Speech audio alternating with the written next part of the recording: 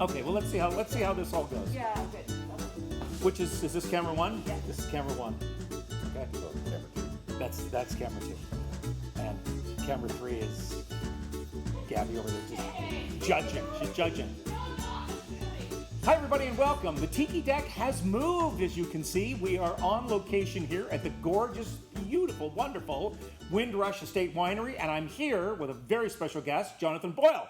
John, great to see you. Great to see you, sir. Now, what do you do here? What's your official title? Chief winemaker. Chief winemaker. And as you can see, there is barrels and cases and all kinds of wine. Primarily, John, what kind of wine are you making here? We've got a big focus on Pinot Grigio, Pinot Noir, Chardonnay, and Cabernet Franc, and actually one of my personal favorites is our Riesling as well. Well, they're all terrific. That Cabernet Franc, is my jam. I really love what you're doing with that. I mean, all your wines are great, but that, I really love that one. It's amazing. Thank you. But we're going to do a drink today that's going to feature Pinot, your Pinot Noir. And yes. Which Pinot are we looking at? So we're gonna use the gold medal winner. We're gonna use the 2018 Vintners Reserve Pinot Noir. This guy has spent about, give or take, 9 months in brand new French oak, which is a little bit of a shorter period of time. So we're kind of focusing on keeping it a delicate style, keeping a focus on those bright fruits in the wine, and just making it great with everything. Yeah, beautiful. It's a yeah. lovely wine. Now, most of the people who watch these videos are drinking liquor. They might not drink a lot of wine. Right off the bat, what does VQA mean? When I see it on a wine bottle all the time, what does it mean? So VQA is our system of laws that exists in Canada for making wine to prove to you that 100% of the fruit in that bottle was grown in the area that it says on the label. Because just because a wine says like Canadian wine, that doesn't necessarily mean that it's from Canada. That's right. Which kind of blows my mind. Like, is that not what it should be? It fills a particular market, and there are technically winemaking techniques that are happening here in Canada which qualify it for that, but it's not necessarily qualifying where the fruit was grown. Right. There's only a small percentage of those styles of wines that actually need to be grown in Canada.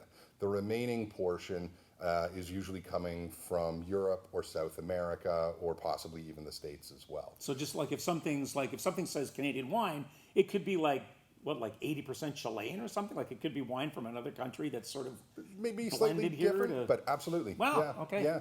Again, they're good wines for the price point that they're made at. Yeah. And with VQA wines, the focus really is on exploring a particular area through its geography, and dedicating ourselves to that and making the best that we can possibly. Well, what we want to do with this cocktail is we want to make this wine the star of this drink. Perfect. Okay? Because there's a couple of different ways we could go. I like to call this drink, although it's going to be a riff on it, so we might come up with our own little kind of name as we move. Right now, we're kind of calling it Rhythm and Booze. So we've got the rhythm and we've got the booze. That's what that is. Perfect. So how we're going to start now with Pinot. Whenever I drink Pinot, I get that kind of cherry nose. Yep. I get that kind of. That's what you're working for as a winemaker. Those are the kind of the essences of the expression of the grape that you're trying to bring out. Is that the kind of? Am I on the right path there? Totally. It's one of the things. We always want it to be a complex and almost challenging thing to drink, to make you think about what you're tasting. Right. But at the core of it, to me, and least of all in ours, cherry is definitely one of those things that, you taste this and all of a sudden you go, I'm getting that. That's what it's reminding me of. Right. And it's the cherry thing of Pinot, because I had some of your Pinot not too long ago, and it was the cherry thing that kind of sent me off on that thing about what this drink is. Perfect. So let's start. Here's what we're going to do. First of all, this is a spurtle. People have seen this before. It's got this little thistle on the top. This is a traditional implement for stirring porridge in Scotland. This is what you use. You don't use a wooden spoon, you use a spurtle. And it's great for muddling, right? So the first thing we want to do is we've got some cherries in the glass, and we just want to muddle these up a bit. Again, we don't want to pulverize them. We don't want to puree them. We just want to open up so that the cherry can express itself. Decanting in a way. Decanting. There we go. Is that a wine thing? Yeah, that decanting thing. And so we're using these cherries. My favorite ones are Luxardo. I love these for a cocktail. These are like my absolute favorite cherries. They're from Italy. There's no preservatives. The natural color. It's actually kind of almost like a wine story, Luxardo, after the Second World War, all of their cherry trees were completely decimated, and there was one little sapling. It would be like, what was the disease, that Phylloxera. Phylloxera. And so there was like one little sapling left, and the guy fled from Croatia and took it to Italy. It's got a really romantic story. It's just a jar of cherries. There you go. You get that for nothing. Okay, so we're going to muddle this up a little bit. Now we're going to fill these glasses with, I'm doing 3, because everybody can see there's Jonathan and myself, but if we're lucky and really, really fortunate, we're going to have a special guest who might join us a little later in the filming of this in a couple of minutes.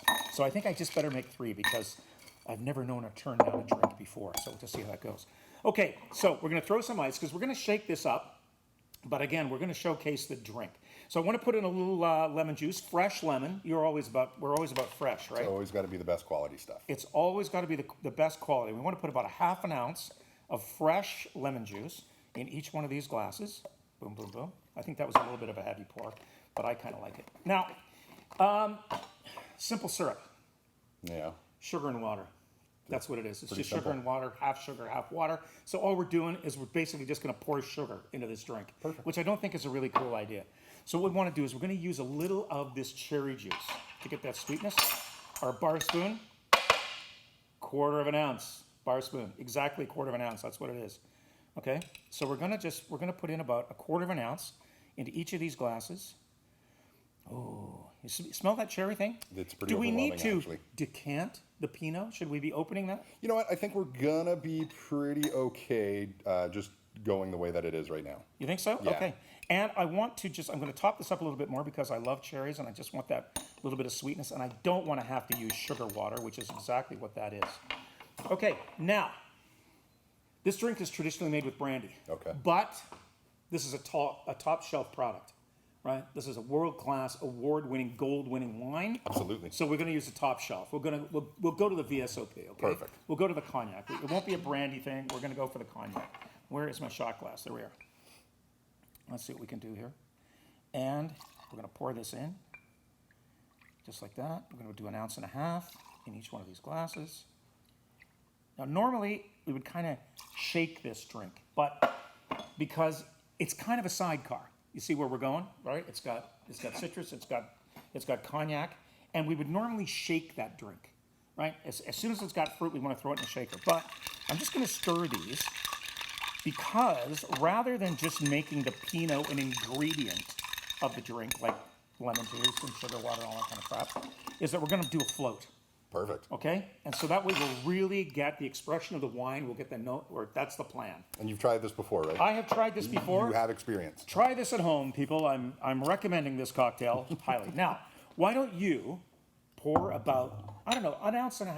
Let's do a full shot. Okay. And let's do it as a slow pour, as a float, just over top of this drink.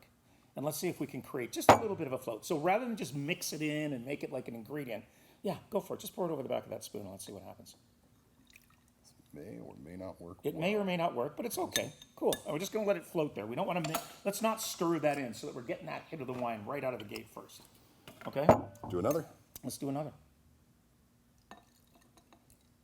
You're the man. You can do this for a living. I don't, though. You know, if the wine thing doesn't work out, So far, so good. well, so far, trust me, my friend, so far, so good. And bigger quantities of liquids are kind of more my wheelhouse. If it's not like 100-gallon or liter or whatever it is barrel, it's not worth doing, right? Oh, we got a few 10,000-liter tanks here, so I got the just big enough. ones. Just enough. Okay. So before our guest shows up, why don't we just give this a try? Let's just give it a taste and see how we did. Yeah, I'll take that one then. Cheers. Okay. Let's see how we Pleasure. did. Cheers.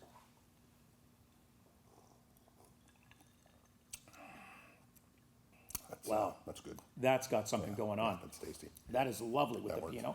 We have a special guest, Marilyn guys. Field. Hello, how are What's you? happening here in my winery? Welcome. We just thought we'd drop by and we'd take some of your wine and we'd throw it in a glass with some other stuff. Do you want to give it a try? Oh, may I? Please do. Fantastic. I think we need. gentlemen. Cheers. Cheers. Yes, your very good health. Cheers. Chin, chin, chin. Yeah, cheers.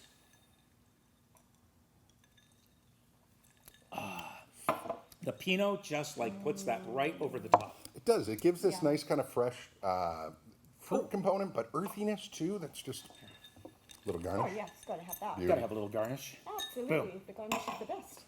Awesome. Oh, this is just Cheers. fantastic. This Well, works. thank you. Yes, this Absolutely Pinot fantastic. is beautiful. It's a delicious, gorgeous wine.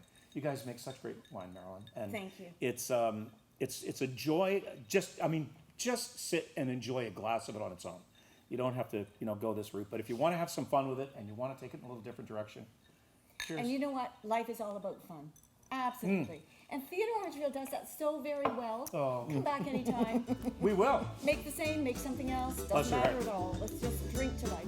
Okay, we're drinking to life. L'chaim, we're drinking to life. Absolutely. Cheers, my friends. Thanks so much. Thanks, everybody. Bye.